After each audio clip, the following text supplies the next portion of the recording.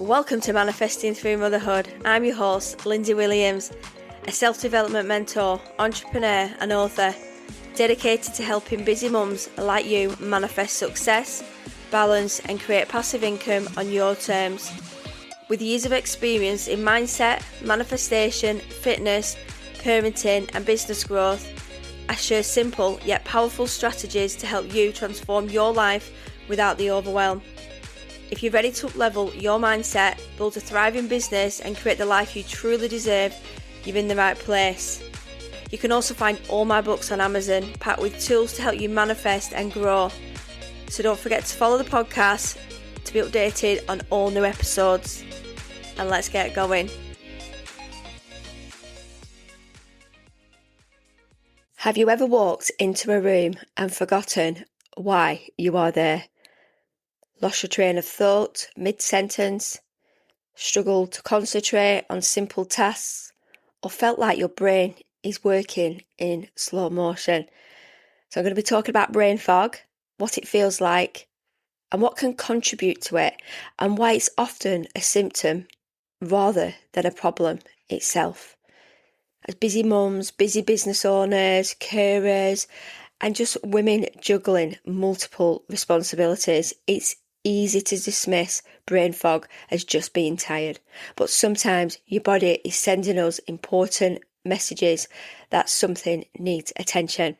Around 1 in 3 adults report experiencing brain fog symptoms at some point in their life. Brain fog is particularly common in women, especially during perimenopause and menopause, with studies finding that around 60% of women report issues with memory, concentration, or mental clarity. I haven't actually heard of a man with brain fog. So I know there's a couple of guys that listen to the podcast, so please reach out. Do you struggle with brain fog? I'm sure you do. We are all human, but maybe us women speak loudly about it, because I feel like men just crack on. I know I'm going to ask my husband actually, because sometimes if I asked him that question, he would say to me, "You've got too much on. You're thinking about too much." So it never seems to have brain fog, but who knows? Who knows? And research has found that chronic stress can actually affect areas of the brain involved in memory, learning and decision making. People like me living with fibromyalgia and other health conditions commonly report brain fog as one of the most frustrating symptoms. Poor sleep can reduce attention, memory and problem solving ability after just one night of disruptive sleep. Dehydration can affect concentration, memory and mood even before you feel thirsty. I have suffered brain fog probably in the last couple of years, and that's probably because my fibromyalgia has probably got a little bit worse. But I also have a lot on my plate. I don't know what it is the last couple of years. Maybe it's just a brain decline since turning 40. I can't remember people's names. I know them. There's even I've had clients, and I'm thinking about things, and I can't remember the names. I'm like, I've done the hair for 20 years. I have a complete mind blank. There must be parts of my brain that just is cloudy at times. But I can tell you things from years ago, conversations. It's funny how our brain stores information. But other things, maybe we do get brain fog because the things that we are worrying about and stressing about are irrelevant. We are worrying about daily things that actually our brain is trying to say, get out of our brain. There's no space in our brain for it. But we try to overload our brain, don't we? We try and add different, we just stack, load. It's like when you reach just full bandwidth in life, when you're just so overloaded. And I feel like overload is, you don't always have physical overload, it's mental overload. And we all get that. We get to a point where we feel emotional, where we feel like our heads can just pop. But that's because we're taking on a lot. And we could, like, when I've spoke about energy spoons, there's only so much we can do throughout the day, and we can just tip ourselves over. But then we take it into the next day, our brain becomes more mushy, and then you can start to feel a kind of way. And then you start to question yourself, is it me? Is this, what's going on? So let's look at what is brain fog. It's not a medical diagnosis. It is a collection of symptoms: feeling mentally sluggish, poor concentration, forgetfulness, difficulty processing information, and feeling disconnected or overwhelmed. I think for me, it's like that processing that information, like, if somebody asks me a question, or I haven't had a minute to think about it because I'm probably thinking about something else. But we all do it. I know a lot of my friends, if you listen to this podcast, you love manifesting, you love self-development, so you will get this, because people that love to manifest, who love self-development, self-improvement, love manifesting generators, typical neurodiverse, ADHD, we are more susceptible to spirituality. We've got a lot going on. We are open to accepting new modalities all the time. We want to learn more, train more, want to improve daily. I want to improve all the time, but my brain is going to have an overload at some point. But what does brain fog feel like? Forgetting words mid-conversation. I've done this before. I've got my words mixed up and I'm like, how can I do that? And I've done it on the podcast a few times, because I like to be quite fluid on the podcast. I have my show notes here, but I don't have them word for word, because I know what I'm going to talk about, and I'm quite good at picking up, and I can talk in a room and speak about different things. Losing your train of thought, that's a big thing. Like, have you ever been with your friends and you sat there and we're talking and like, what are you talking about? I'm like, what was I saying? I'm like, I haven't got a clue. And they go, well, if you don't know, how am I going to know? I'm like, well, let's come back to that. And I'm like, let's not shame ourselves for that, because if you are, perimenopausal, menopausal, or you've got things going on, of course we're going to we can be talking about something, and I do go off on a tangent sometimes. I do. I'm always going off here, there and everywhere. Honestly, I speak to my husband about 5 different topics. I go in and I'll tell him about something that's happened, and then I will go on about putting the stuff in the dryer. I've just put the washer on. I'm just going to go and have a shower. And have you done the sandwich? And he's like, what? And I'm like, how can you not understand what I'm saying? He's like, you've just fired about 5 things to me. And his brain is a left brainer.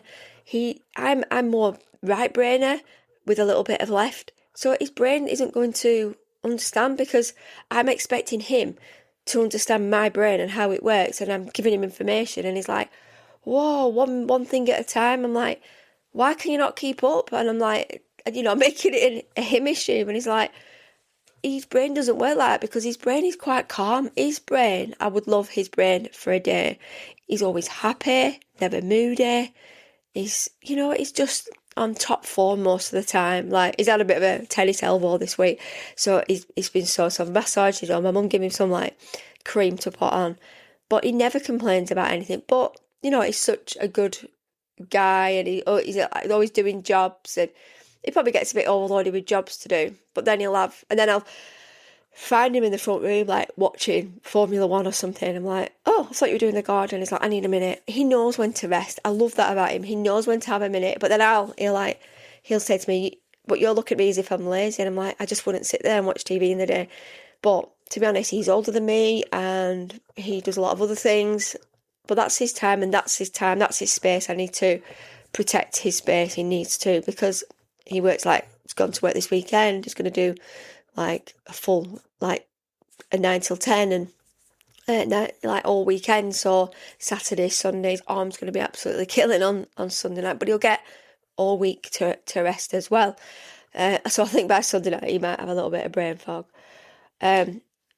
Also for me, it's reading something repeatedly and not taking it in. I can look at something and I think, it's just not making sense at the minute, but I know it. So this is why as well I like to voice note people, because I feel like it's more fluid.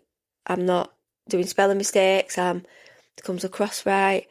So I would rather talk off the cuff, where it's more like continuous talking, and sometimes I'm like, oh, I forgot what I'm saying. But when they're your friends, it doesn't matter because we're all in the same boat and we all do this, don't we?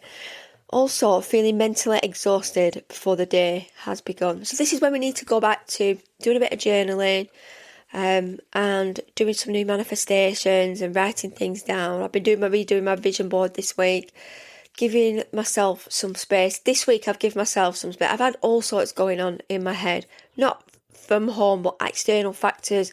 I've been thinking about a lot of things that are going on, and you know when you do that and you're like thinking, but then it can make you unwell sometimes. You're like, oh, you know, I'm a bit of an over worrier, and think about this and think about that. On Monday, I'm starting counselling, so it's like the first new session. It's going to be like on a Monday at 12 o'clock. So, and you just pay like as you go for the counselling. But I think it's really important as a coach, and I spoke about that in my assessment, that I coach women and I do a lot of work and I've got my son, but who do I offload to? And I think it has to be a professional sometimes, because we can get unsolicited advice, we can get that feedback, we're like, oh, what about this what I do? But sometimes we just need to talk about things, and because I think like the counsellors get counsel, so I think it's good, because my brain can take me to places that I could be thinking about my nan and then thinking about this, then I can go about worrying about my son. Like last week I was worrying about his weight and putting weight on, then he's had his blood tests and they've all come back good. So I'm like, right, well, I know he's not got this, I know he's got that. So I felt like I've took my foot off the brake a little bit, but then I'll start thinking trickling something else will come in, I'll start to worry about something else. And so it's having strategies myself, because I'm waiting for an ADHD assessment. So on my last counselling, it was brought up, and I never really considered it before, but I've had quite a few people like asking me if I got ADHD, and I'm very much like my son. Nothing. When I look at my husband and the way I work, and since I've turned 40, I feel like things have got progressively worse in my overthinking and my worrying, and but I've obviously looked it up, and there's hypersensitivity and that worry, and like, so I have to pull it back, I have to rein it back. So it's not really going to change anything getting that, but like I spoke to my mum and she's like, I don't know, I've missed that. When I look at it now, and like some of the things she says, like my mum and dad, and they'll say, like even when I was younger, like, should you'd be up and you'd be non-stop and you'd be having baths at midnight, and they was in bed, and I'm like, I never really thought and considered what that was doing, but I was so awake, I'd be doing that, then I was up. And like when I think back now, and I'm going to write a list before I actually go for my assessment, and when I do go, and like all the things I'd be up bright and early, and then I'd be doing this, and then like, and I look at manifesting, and manifesting back then wasn't like a huge word, but I was actively manifesting, I was constantly goal setting, I was constantly on to the next thing. I'm like, everyone like, slow down, Lynn, slow down, what are you doing next? And like people that always say, are being over me as well, and say, wow, have you done that? Have you done this? Have you done that? And that was probably not a good thing, because it's also like pushed me to do more. I'm like, yeah, this is really good. But then is there underlying issues to why I'm like this? Like, why am I an overachiever? Why do I need this dopamine? But then ADHD to me when I was at school there was like a naughty child, like a boy at school was a bit challenging, but maybe he didn't have ADHD, maybe he had some challenges going on at home. So I feel like if I'd have known at school, because like when I think about it now, like when I used to look at work at school, I'd look at it, I'm like, this does not make sense. I don't get it, like, because my brain was so overloaded. Like I was thinking about other things more, more physical, like, because I'm very kinesthetic, which I like to work with my hands, very visual, but auditory. When people talking to me, I need to see a visual, and I got taught this way without the visuals. So I don't know how I got through school, and I feel like I was just writing things down, but they wasn't making sense, and I was reading them, but what, like the comprehension side, like I read perfectly, but I'm reading it, but like what does this mean? Like, but I need to see a diagram for this. I need to see how this works, and And I feel like if it was on the board, like when I did my PT course and when I did my cardiac rehab, we looked at the heart chambers and I smashed it. And there was like, how do you know this information?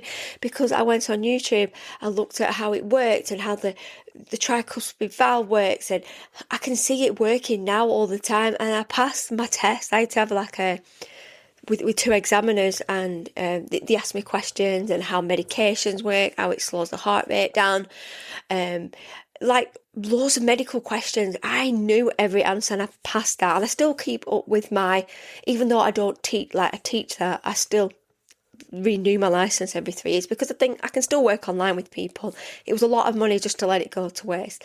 And do you know what? It's just an exam that I take and then I get my new certificate. So I think, well, I might as well continue doing it because it's still like improvement and, a bit more training. It's good for your brain. And obviously it's good because obviously new medications. I mean, obviously I'm out the loop a little bit now, not working in that. But I feel like I learned so much about the body. So as you can see, I've gone off on a tangent. So this is what I mean with my brain. When I talk about passionately about things that I love, yes. But when there's things that are probably bogging me down, or like you tend to go in brain fog because you're like, oh, it's just not relevant that today. But our brains are funny, how it works. And we can be sat with women and I can be sat with people and I'm talking and looking at me. I'm like, are they understanding what I'm saying? Am I like, are they listening to me? And then they will actually say now, I'm just not engaging. Like, oh, I'm like, my brain's not with it today. And I'm like, and they're always women. And I'm like, are you all right? Have you had and they're like, I've had a rough morning. This has been happening and I'm having a bit of a struggle in my business. And I'm like, and there's me going on about what I want to go on about. But it's normal. This is what we do. We're business owners. Like, we have a lot going on. We've got to go to work. We've got children. We're constantly worried about our children and our health. And a lot of you listen to this. I've got pain management. You've got SEN children. So we've got lots going on. And this is why we've got to journal. We've got to plan. We've got to have everything down on paper. Sometimes we can wake up feeling mentally exhausted. And do you know what? If we do that day, we just got to think, let's just not do what we're going to plan to do today. Let's go and do something different. Like I think, I'll go and plan my social media content. But then last week, I had a bit of pain. I booked a massage and I thought, let's just have a minute. Like, just have a couple of weeks, just downtime. Just let your brain recover a little bit because you've had so much going on. Because I've obviously had the bit with my son and he actually, I don't think I've spoken about it. Did I tell you that he fainted? So I had a blood test. I had a lovely client that come and she said, I'll do it here. Because of his SEN, he was panicking. He was fine. She went and then he was sat on the chair and then he went a bit pale. I went, are you all right? He said, I feel sick. So I took him over the sink. Then he went white. He dropped in my hands. His eyes just went blank. It was so heavy. My husband had just walked up the stairs at this point, screaming at him. My heart, I never, ever want to experience that again. The life drained out of his face, and it was so scary. That re-traumatised me again. I'm like, oh my God, like what is going on? And then I'm ringing my friend, and she's like, don't worry, it's just like, he's eating. When he got up, he had an ensure, he had pancakes, we had some orange juice, make sure his sugar levels, and I'm like, oh, like what's going on? So we took him outside, had some water, and then he come to. His like little face went back pink again, and then he was like, can I have a McDonald's after school? So I thought, well, it's better. So we agreed to a McDonald's after school, and it was a Friday. I thought, shall I keep him off? But then I thought, he'll be fine, because if it was mainstream, I wouldn't have sent him, because his school is amazing.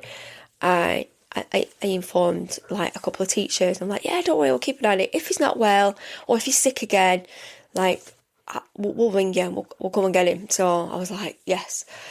So my brain, it was horrible all weekend. I kept reliving his face and how it looked and how I felt. And I scared my husband, and I seen him, his face changed completely. And that wasn't nice to see, because he wasn't responding to us. So I just think he just seen a bit of blood or whatever. And yeah, but he did it really well with his blood test. And he's like, I don't want any more.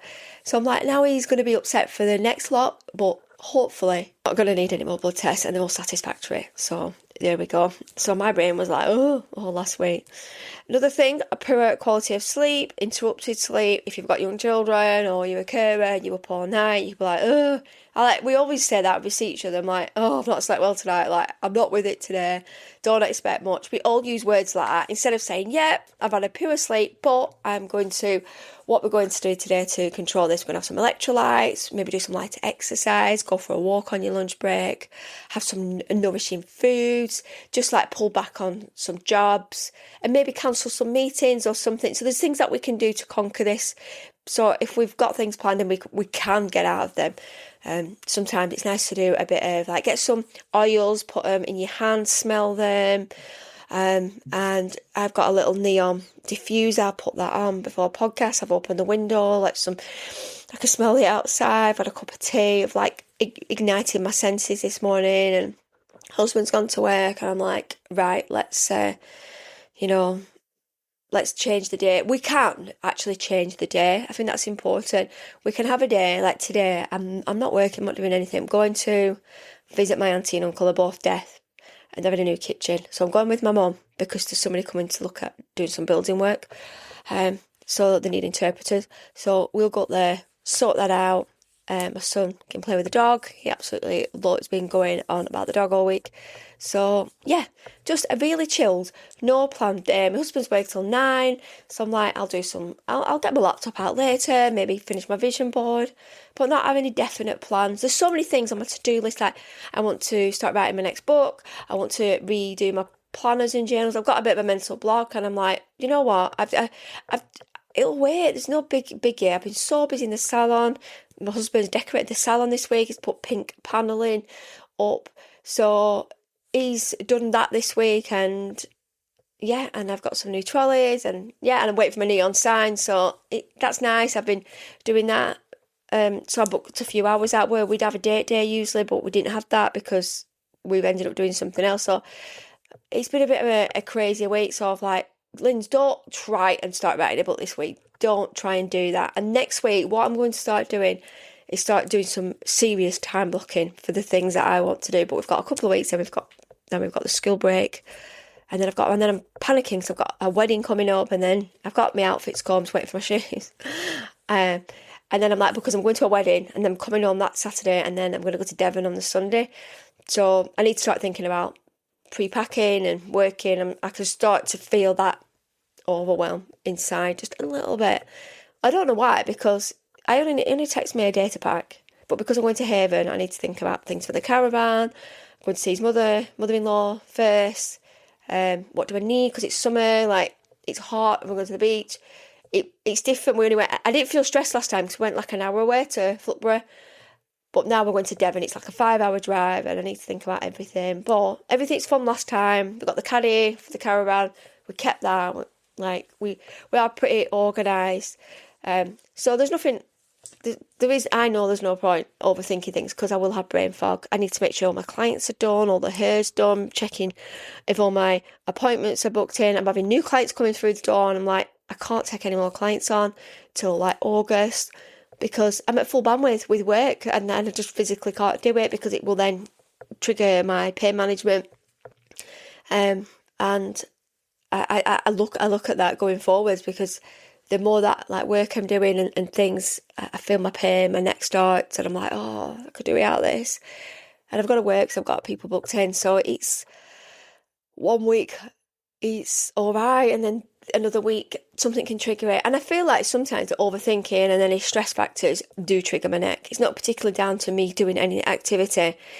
I have to make sure I'm doing my physio exercises. And then I have my massages because the massages do help. I'm having some hot stone massages. I'm absolutely loving them at the minute. And I had a lymphatic drainage massage. A friend come to the house. She just qualified.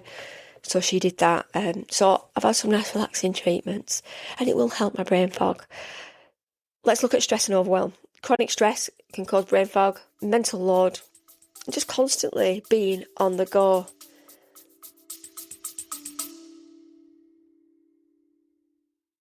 This podcast is sponsored by the My Nora app.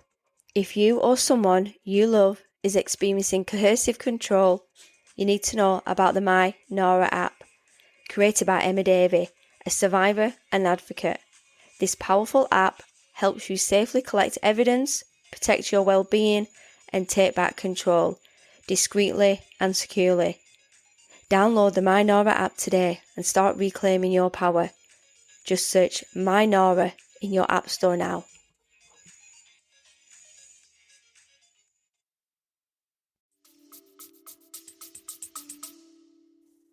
Hormonal changes, we all know that as our body changes, perimenopause, menopause, monthly hormonal fluctuations. I've recently went on the rod just to help my monthlies and help symptoms, because I read into it and it says it can help, and I feel like it has helped with my mood a little bit, my hormonal, and so I feel like it is just starting to work a little bit now, which I want, because I'm too busy for it. I'm too busy to have like hormonal changes. I think when you get older, we get a bit tired of them and we're like, oh, I'm so unpredictable. So I'm hoping that will help with any like brain fog or, anything. We always want something that's going to help us, don't we, in the long run. Let's look at nutrition, low protein intake, dehydration. We all know that can cause brain fog, and vitamin deficiencies. Sometimes low vitamin D, B12, like all those